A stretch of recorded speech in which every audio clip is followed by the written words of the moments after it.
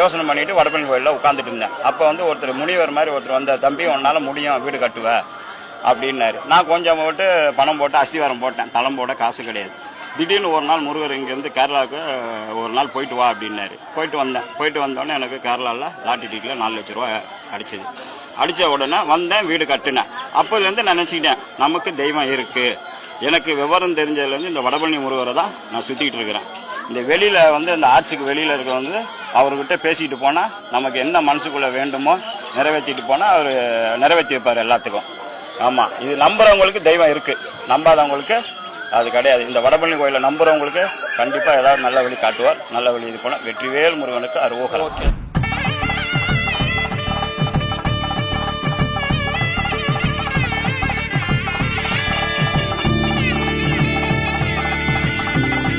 ஸ்ரீ சர்வமங்கல சமஸ்தானம் வழங்கும் ஆலய வழிபாடு.